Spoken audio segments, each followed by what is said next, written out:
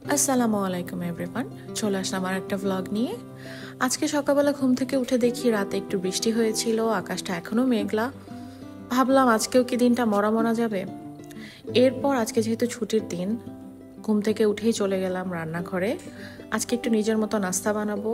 আমার মাশরুম সতে করা খুব পছন্দ, তো ভাবলাম আমি আমার জন্য করে নিই। এটা আমার হাজব্যান্ড খায় না একদমই, ও বিদেশের মাশরুম সহ্য করতে পারে না, বাট আই ডোন্ট কেয়ার, আমার সবই মজা লাগে।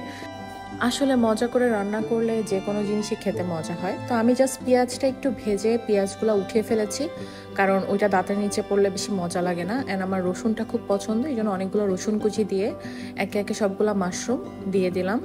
শুকনো মরিচের ফ্লেভারটাও খুব ভালো আসতেছিল। এরপর একটু জিরা দিয়ে উঠিয়ে একটু আলাপিনিও সস উপর দিয়ে ছিটিয়ে নিলাম। ডিম পোচ করে নিলাম আমার হাজব্যান্ডের জন্য, আর গত রাতে একটু টুনা দিয়ে জুকিনি করা ছিল, সেটা দিয়ে দুইজন রুটি খেয়ে ফেললাম। আর লাস্টে শেষ করলাম আমার এই মাশরুম সতেটা দিয়ে। এটা এমনি এমনি খেতে অনেক মজা লাগে চায়ের সাথে। এই টপটা আমাকে আমার শাশুড়ি আম্মু গিফট করেছে, ওইটা পরে চুলটা একটু কার্ল করে নিলাম। নাওএডেজ আমার চুল কার্ল খুবই পছন্দ হয়। তো বের হয়ে গেলাম এবং বের হয়ে দেখি খুব সুন্দর মিষ্টি একটা রোদ উঠেছে। যদিও রোদের কোনো তাপ নাই, তারপরও খুব ভালো লাগতেছিল যে একটু রোদের দেখা পেলাম আজকে। আমার ফিনল্যান্ডে সবচেয়ে যেটা বেশি পছন্দ সেটা হচ্ছে এখানকার প্রাকৃতিক সৌন্দর্যটা। এত সুন্দর থাকে সব সিজনে। যাই হোক, আমরা চলে গেলাম ভেরকোকাপ্পা নামে একটা দোকানে। এই দোকানটা আমার অনেক পছন্দ, কারণ এখানে ঘর সাজানোর অনেক কিছু পাওয়া যায়, যেটা হচ্ছে একদম লেটেস্ট এবং ট্রেন্ডি।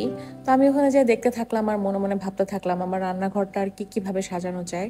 একটা কফি মেশিন তো আমি আমার রান্নাঘরের জন্য নিবই। আজকে আপাতত এসেছি হাঁড়ি পাতিল কেনার জন্য। আমার বাসায় কিছু টুকটাক সসপ্যানের দরকার আছে, সেটার সাথে অন্য জিনিসগুলো দেখে নিচ্ছি যে কি কিনলে আমার কাজে আরেকটু সুবিধা হবে। এই সসপ্যানগুলো কাস্ট আয়রনের, এক একটা এত ভারী যে রান্না করার আগে নিজের হাজব্যান্ডকে ডাকতে হবে, প্লিজ কড়াইটা একটু চুলায় দিয়ে যাও। অ্যান্ড আমি কোথাও যাবো আর কোনো ড্রিঙ্কস খাবো না, নিয়ে নিলাম একটা ড্রিঙ্কস। আর হাঁটতে হাঁটতে হঠাৎ দেখি ওখানকার যে টিভির আউটলেটটা ছিল, টিভি আউটলেটে একটা টিভিতে হিন্দি সিরিয়াল চলছে। মনে মনে বললাম এর থেকে আর নিস্তার নাই কোথাও। যাই হোক, আমার হাজব্যান্ড চলে গেল হচ্ছে ওর গেমিং হ্যান্ডেল দেখতে, আর আমি চলে গেলাম। বিবাহিত নারী হওয়ার পরে যেখানেই যাই আমি শুধু বাসার জিনিসই দেখি আর রান্নাঘরের জিনিসই দেখি। আর এখান থেকে আমার কিছু জিনিসপত্র পছন্দ হয়ে গেল, কারণ আমার কাঠের জিনিস খুবই ভালো লাগে।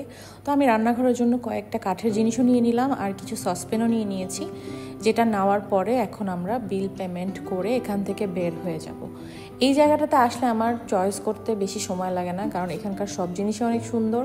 আর আমি টেফাল ব্র্যান্ডেরই খুঁজতেছিলাম সসপ্যান, কারণ এক ভাবির বাসায় আমি ইউজ করেছিলাম, আমার খুবই ভালো লেগেছিল টেক্সচারটা। রান্না করার পরে নিচে আটকায় না, এই জিনিসটা আমার খুব পছন্দ। এই তো এখন চলে যাব বাসায়। যাওয়ার সময় একটু পুকি মেরে আমরা একটা রেইনবো দেখতে পেরেছিলাম। মাঝে মাঝে এখানে রেইনবো দেখা যায় বৃষ্টি হইলে। এই তো বাসায় চলে আসলাম। বাসায় চলে আসার পরে আজকে আর রান্না বান্না করার একদমই মুড নাই। চটপট খুঁজে দেখলাম ফ্রিজে কিছু আম আছে, যেটা আমাকে আমার এক ভাবি দিয়েছে। তো চিন্তা করলাম যেহেতু আজকে রান্না করতে মন চাচ্ছে না, আমার হাজব্যান্ড এই খাবারটা খুবই পছন্দ করে, চিড়া এবং আম, সাথে দুধ এবং গুঁড়ো দুধ। ভাবলাম এটা করে আজকে আমি রান্না থেকে নিস্তার পাবো। দুইজন থাকলে যে সুবিধাটা হয় সেটা হচ্ছে যে আর একজনকে যদি কোনোভাবে কিছু একটা দিয়ে পেটটা ভরায় ফেলতে পারি আমি, তাহলেই আর রান্নাতে আমাকে যেতে হবে না। অ্যাটলিস্ট এক বেলার জন্য তো আমি বেঁচে যাব। ইটস নট লাইক যে আমি রান্না করতে পছন্দ করি না, রান্না করতে আমি খুবই পছন্দ করি।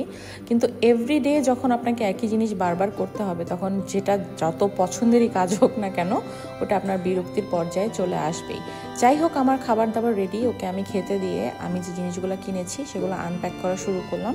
এগুলো ফার্স্টেই আমি খুলে ধুয়ে নেব। কাঠের জিনিসগুলো আমার খুবই পছন্দ হয়েছে। একটা সার্ভিং ট্রে কিনেছি, নর্মাল একটা প্লেট কিনেছি, একটা কাটিং বোর্ড কিনেছি, আর এই ভারী জিনিসটা কিনেছি হচ্ছে রুটি বানানোর জন্য। এটাতে রুটি বানালে নিচে থেকে এটা মুভ করবে না। এই তো এরপর রান্নাঘরের একটা সাইড সুন্দর করে ফাঁকা করে এটা সাজিয়ে রাখলাম। ওকে, বাই।